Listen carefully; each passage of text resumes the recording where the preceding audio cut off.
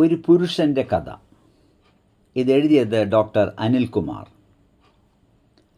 നമ്മുടെ കഥാനായകൻ രമേശൻ ഒരു പാവമാണ്. ഒരു ഗുമസ്തനായുള്ള ജീവിതം ഒരു സൂപ്രണ്ടായി മാറ്റി പെൻഷൻ പറ്റി ഇറങ്ങിയ ഒരു പെൻഷനർ. ചില സംഘടനാ പ്രവർത്തനങ്ങളും അത്യാവശ്യം വിപ്ലവങ്ങളുമുള്ള സാധാരണ മലയാളി. ചില കൂട്ടുകാരും അത്യാവശ്യം വീശലുമുണ്ട്. പൊതുമരാമത്ത് വകുപ്പിലായിരുന്നതിനാൽ അത്യാവശ്യം കൈക്കൂലി കിട്ടുമായിരുന്നു. മാർക്സും ഏംഗൽസും എന്തു പറഞ്ഞാലും ജീവിതത്തിൻ്റെ ഒഴുക്കിൽ രമേശൻ കൈക്കൂലികൾ വാങ്ങിയ ഒരു കമ്മ്യൂണിസ്റ്റായി തന്നെ ജീവിച്ചു. പാർട്ടിക്ക് വേണ്ടി പ്രവർത്തിക്കുകയും ഫണ്ട് സംഘടിപ്പിക്കുകയും ചെയ്തു.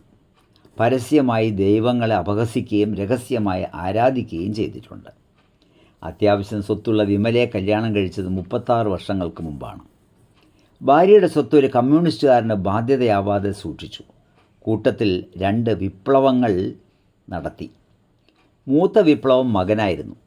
അവനും കമ്മ്യൂണിസ്റ്റായി വളർന്നു. പഠിച്ചൊരു ബൂർഷാ ഡോക്ടറായി. ഒരു പണച്ചാക്കിൻ്റെ മകളെ കെട്ടി. ഇപ്പോൾ ബെൻസ് കാറിൽ കമ്മ്യൂണിസത്തെ തെറി പറഞ്ഞ് തേരാപ്പാര നടക്കുന്നു. ഇളയ വിപ്ലവം ഒരു മകളായിരുന്നു. അവളെയും മരാമത്ത് വകുപ്പ് ഡോക്ടറാക്കി. കൂടെ പഠിച്ച ഒരു പയ്യനുമായി ചില വിപ്ലവ അഭിനിവേശങ്ങൾ മതവും ജാതിയും കടന്നു വന്നപ്പോൾ രമേശനിലെ കമ്മ്യൂണിസ്റ്റ് മരിക്കുകയും അച്ഛൻ എന്ന ബൂർഷ ഉയർത്തെഴുന്നേൽക്കുകയും ചെയ്തു. മകൾ കമ്മ്യൂണിസ്റ്റ് അല്ലാത്തതിനാൽ ഒരു ആശയ സംഘർഷം ഉണ്ടായില്ല. വിട്ടുവീഴ്ചയില്ലാത്ത പോരാട്ടത്തിൽ രമേശൻ മോളുടെ കഴുത്തിൽ കമ്മ്യൂണിസ്റ്റായ ഒരു സ്വജാതിക്കാരൻ്റെ മകനെ കൊണ്ട് തന്നെ താലി കെട്ടിച്ചു. ആ സ്വജാതിക്കാരനും കിമ്പളം പറ്റി കൊഴുത്ത് പൊതുമരാമത്ത് എഞ്ചിനീയറായിരുന്നു.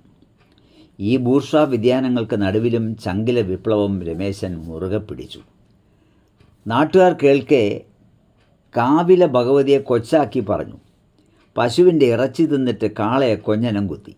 പശുവിനെ ഭ്രാന്തായി കാണുന്ന ഹിന്ദിക്കാരെ കാളയുടെ മക്കളെന്ന് തെറി വിളിച്ചു.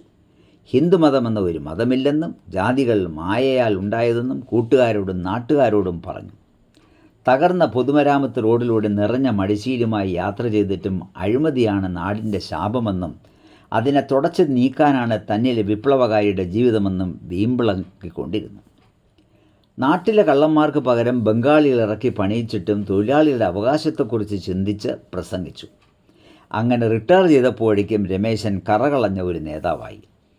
മക്കൾ 2 ബൂർഷകളും ഇങ്ങനെ സുന്ദരമായി ജീവിക്കുമ്പോഴാണ് 56-കാരിയായ വിമലയ്ക്ക് ചില മാറ്റങ്ങൾ സംഭവിച്ചത്. തനി നാടനും എപ്പോഴും കെട്ടിയോൻ്റെ സുഖവും സന്തോഷവും വീടും നോക്കി അടുക്കളയുടെ മൂലയിൽ സന്തോഷവതിയായിരുന്ന വിമലയെ ഏതോ വിപ്ലവകാരി മാറ്റിമറിച്ചിരിക്കുന്നു. വിമലയിലെ ഈ ചടുലമായ മാറ്റങ്ങൾ കൊണ്ടുവന്നത് ഒരു കമ്മ്യൂണിസ്റ്റിൻ്റെ ഭാര്യയാണ്, മകളുടെ അമ്മായിയമ്മ. ഗണേശൻ്റെ കയ്യൂക്കിൻ്റെ കുറവ്, അവളുടെ ഒരു ഒരുക്കവും ഒരു മിനുക്കവും രമേശന് ഒട്ടും ഇഷ്ടമായില്ല. വിമലയും രമേശും എത്ര തവണ ആ വികൃതമായ മേക്കപ്പിനെ വിമർശിച്ചിരിക്കുന്നു.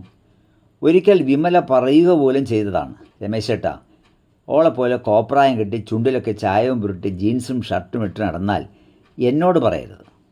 ഞാൻ ഒരിക്കലും പറയില്ലല്ലോ വിമലെ, നിങ്ങൾ വിപ്ലവക്കാരെ വിശ്വസിക്കാനാവില്ലല്ലോ. എന്താ ചെയ്യാൻ പറയുക എന്നറിയില്ല, ദൈവമില്ലെന്ന് വീമ്പിളക്കുന്നവരല്ലേ. അതൊക്കെ ഒരു രാഷ്ട്രീയ അടവല്ലേ വിമലെ, വീട്ടിൽ നമുക്ക് രാഷ്ട്രീയമില്ലല്ലോ. എനിക്ക് ഈ കൂതറ മേക്കപ്പ് കാണുമ്പോൾ തന്നെ ചൊറിഞ്ഞു വരും. എനിക്ക് സമാധാനമായി രമേശേട്ടാ. മോളുടെ പ്രസവത്തിന് പോയപ്പോൾ മുതൽ എന്നെ വേഷം കെട്ടിക്കാനാണ് അവളുടെ ശ്രമം. അവൾക്ക് ഞാൻ മുടി മുറിക്കണം, കളർ ചെയ്യണം, ജീൻസ് ഇടണം, ചുണ്ടിൽ ചായവും പുരട്ടണം, ആട്ടാനാണ് തോന്നിയത് എനിക്ക്. അവൾക്ക് ഭ്രാന്താണ് ശാപം. മോളുടെ അമ്മായിയമ്മായി പോയില്ലേ. ഓർക്കും തോറും രമേശൻ്റെ മനസ്സിൽ വേദനയും രോഷവും വന്നു. ഇങ്ങനെയൊക്കെ പറഞ്ഞ് വിമലയാണ് 6 മാസത്തിനപ്പുറം ഇത്രയ്ക്ക് മാറിപ്പോയത്. ഇന്ന് അയാളുടെ വീട് ഒരു ഭ്രാന്താലയമായി. ഒരു മേക്കപ്പ് ഭ്രാന്തിയായി വിമലയും. അയാൾക്കായി കാത്തിരിക്കുന്ന അയാളുടെ വിമലയെ കാണാൻ അയാളുടെ കണ്ണുകളിൽ യഥാർത്ഥ വിപ്ലവം തിരയടിച്ചു. എല്ലാ വിപ്ലവങ്ങളും അകലെയാണല്ലോ. പാവൻ രമേശൻ അത് തിരിച്ചറിയുമ്പോഴേക്കും കാലം അയാൾക്ക് കാലനാവില്ലേ. ഡോക്ടർ അനിൽകുമാർ SD എഴുതിയ കഥയാണ് നിങ്ങൾ കേട്ടത്. ഒരു പുരുഷൻ്റെ കഥ.